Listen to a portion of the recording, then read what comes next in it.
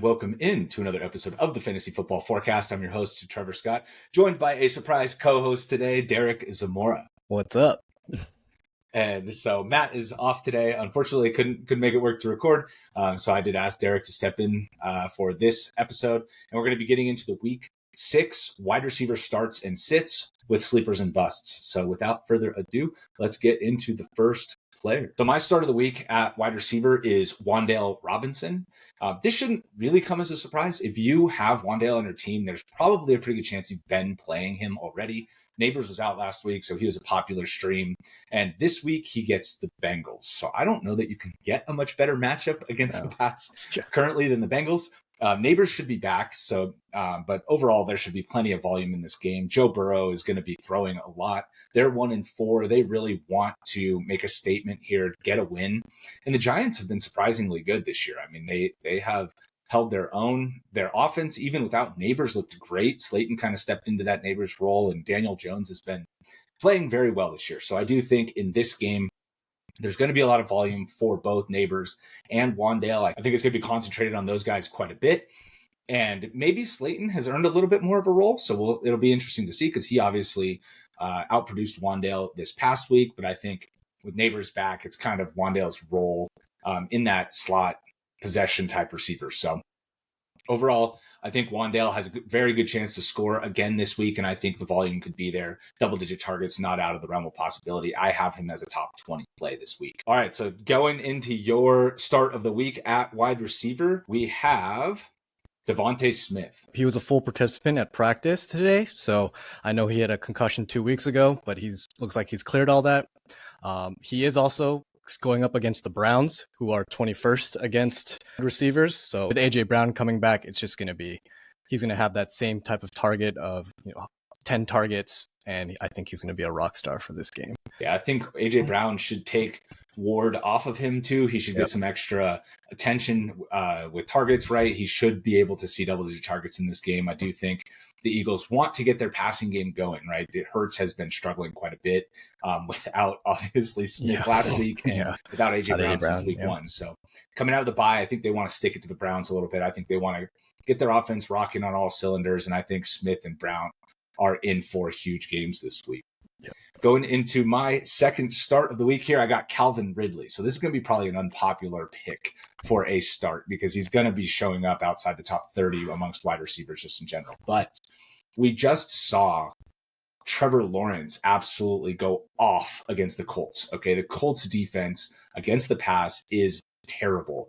If you're not going to start Ridley in this spot, coming off a bye, Will Levis looking healthy after being a full participant Wednesday, I think this is a spot where Ridley can really go off here. So again, in 3 wide receiver leagues with a flex, this is a lot easier of a start.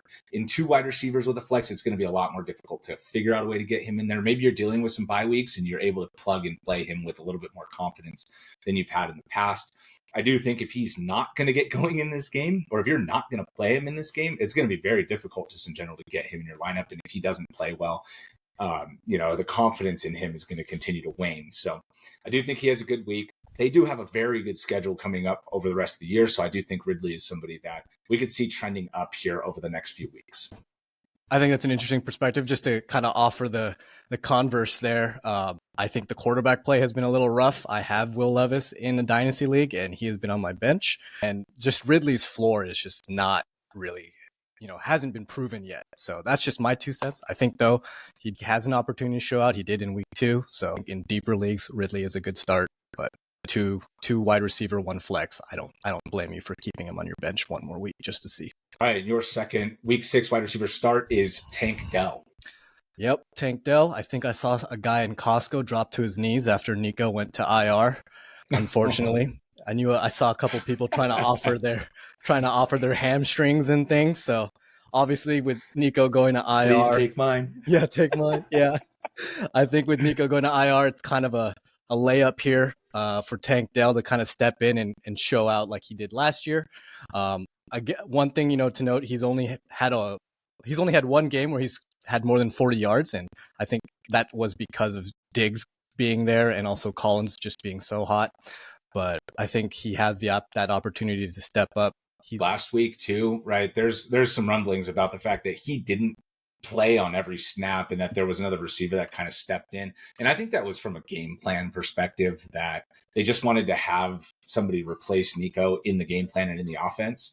And this week, I expect that they're going to game plan for Dell to be on the field for 2 wide receiver sets. I think they're going to set up an offense that's going to cater to him. We know Stroud loves Dell. Yep. And so I think that this could be a smash spot for him. Where against New England, he's going to avoid Christian Gonzalez. He should be on Stefon Diggs. We'll talk about that later in the video, foreshadowing. I like the Tank Dell call here, and think overall he should have a good week, and he should be a pretty valuable player as long as Nico Collins is out. Also, the next wide receiver in the lineup is Xavier Hutchinson, and that skill gap is gigantic. So I think Tank Dell's really going to take over. Getting into our week 6 wide receiver sleepers, my first one is McConkey. So this is a little bit of a hometown bias. I love my Chargers. But he did kind of have a breakout game before the bye week, right? He had 5 catches, 67 yards, and a touchdown before they went on bye. Now coming out of bye, I do think that he has the potential here against Denver to do some damage over the middle of the field, right? He's going to avoid Surtain because he doesn't go outside a ton. And so either Quentin Johnston or DJ Chark is going to draw that Surtain matchup, which I think is advantageous for the Chargers offense because Ladd is obviously who they want to get the ball to first and foremost. And so against Denver, I know they've been a tough defense, and I know that the Chargers haven't really thrown the ball a ton, but I think there's going to be room to operate for Ladd here. And I do think overall we should see him do pretty well and possibly get up into the 7-8 target range. And, if they're going to win the game, they're going to have to score. So, he could be the one in the passing game that gets that passing touchdown. Yeah. And I mean, he had 7 targets against Kansas City. So I think before the bye. So I think that's just a little more promising for becoming a little more of a regular target for Herbert. So yeah. And it's been interesting to see too, that Quentin Johnston kind of started the year hot. He had 3 touchdowns in the first 2 weeks. We're like, wait a second, is Ladd not going to be the number one target? Is this going to be something? And that's kind of fizzled very quickly over the last, the 2 weeks. So I do think Ladd is the guy that you want to get into your lineup if you're going to be starting a Chargers wide receiver. Yeah. Getting into your week 6 sleeper, we've got Rome Odunze. Yeah, Rome Odunze is my sleeper pick. He's been averaging about 6 targets with a high snap percentage, so I think he's going to be a good start there. He's tied with Keenan Allen. They're playing Jacksonville, so I think Jacksonville's kind of a friendlier for wide receivers. So I think, he'll be a good sleeper pick. Yeah, and against Jacksonville, we just saw Joe Flacco throw 356 on them. So, Jacksonville is just about the easiest matchup you could possibly imagine, right? They're right up there with the Colts in terms of ability to pass on them. So I think Caleb Williams could be in store for a big game. DJ Moore was like the featured target last week. He got 2 deep touchdowns. He was extremely productive. And Keenan Allen has not looked that great, honestly. I think he's still dealing with the heel injury, just not looking that explosive. He had 11 targets in week 1, but hasn't come close to drawing that number of targets in any other game. Odunze did have kind of that breakout game where he went for over 100 yards, and I think that this is a spot where he could possibly do it again. So somebody you'd probably play over Calvin Ridley, exactly. If you're not in on Ridley, you feel like Odunze has some upside here.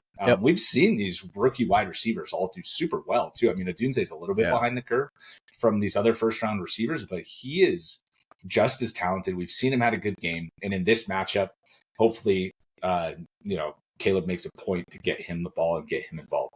Yeah, and also just to add to that, Odunze lit up the Colts, unfortunately for me. So that's just something else, with Jacksonville kind of being that whole Swiss cheese defense, if you want to say it. Yeah, I think this is an opportunity for him to kind of light him up also, just like he did against Indy.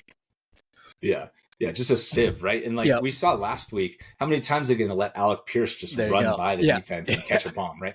Like that could be a Odunze this week, even in a low target game, right? He can get 5 targets, but still get over 100 yards. So I think this is an interesting spot for him, and hopefully one where he'll produce. If you've been holding him on your bench, you saw that one game he was really good, and you're kind of been getting strung along a little bit. So hopefully he gets going this week. Moving over to our sits. So my week 6 waiver wire wide receiver sit is Jaxon Smith-Njigba.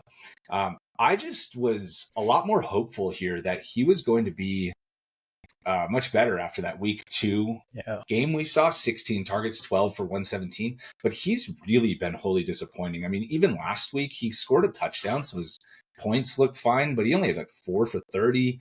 He's had lower than 10 yards a catch in every single game.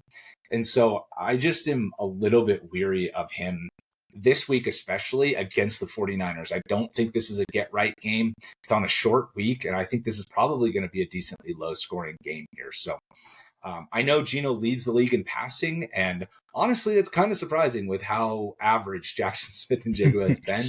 But this is somebody that I still would love to have on my team. So don't get me wrong. This isn't me saying he's not worth owning. He's very much worth owning. He's just, for me, down outside my top 35 wide receivers this week. I would definitely be sitting him in all formats.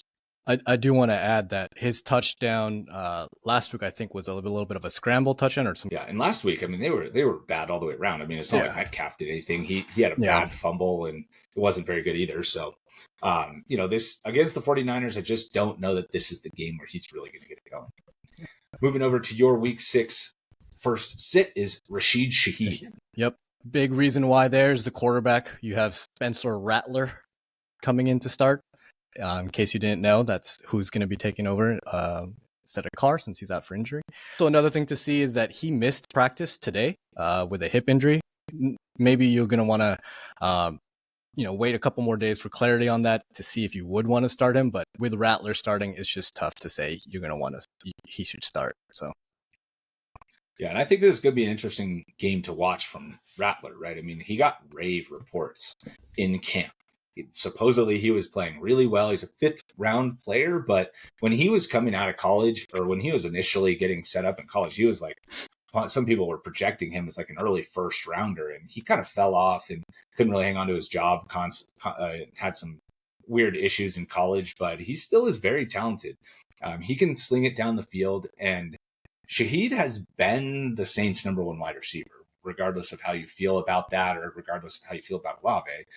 Just through the first 5 weeks of the year, it's been Shaheed. He has dominated targets over Olave in a major way. And if Rattler's going to continue to throw the ball down the field, maybe that's why they had him start, is because they felt like he was more comparable to the way Carr played. They don't have to change their offense too much. Shaheed could still have a decent game, but just in case, wait 1 week. You don't want to take that risk. If you have a different option, I totally understand sitting Shaheed this week. Yep. Moving over to my second sit, I have Amari Cooper. And this one pains me because I was in on Amari Cooper in the preseason. I've been in on him as a trade target. I have talked about him relentlessly on this channel. So I get it if you want to just skip to hit Derek's next sit. But this just comes from Deshaun Watson. I mean, Watson is playing so poorly. It's honestly pathetic at this point how bad he is playing. And Amari has, the reason I listed him here is Amari has a good matchup against Philly. Philly's back-end defense has been terrible. They have 2 rookie corners, and they have just gotten torched through the first 4 weeks. So it's not like this is an Amari Cooper thing. It's not like it's a bad matchup thing. This is strictly a Cleveland offense and a Cleveland offensive line and a Deshaun Watson problem. And I just struggle to put Amari Cooper into my lineup when he's had 1 game that's been double digits. Everything else has been single digits. He racks up all these targets. That's not the problem either. And his catch rate is so low. So I just, again, you're probably in a spot where you're going to have to start him if you're in a 3 wide receiver league with a flex. But if you can avoid starting him kind of until he gets traded, which I expect he's going to get traded, that's probably the appropriate way to go.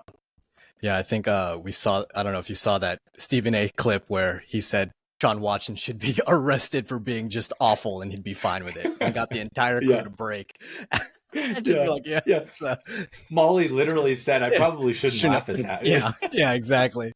So again, like Trev said, Cooper has not been the issue. Snap percentage is there. He's had targets of, 8 or more targets, but that quarterback play has just been so bad. And it's just so hard to trust that. The reason he's been bad is a mix of the fact that he has 6 drops, which is horrible through 5 games, right? But it's also that he's seeing 40% of his targets are catchable. Yeah. And that is the lowest rate I've ever seen. Yeah. So it's just not a good recipe for high level of success. So unfortunately, he lands on the sit list this week. All right, going over to Derek's second sit, we got Christian Kirk. Yeah, the big reason here, I think, for Kirk being on my list is that he's playing against Chicago. They are the ranked seventh against receivers, and it's going to be tough for T-Law to get the ball out to him because they're even better against quarterbacks. I think they're second against quarterbacks.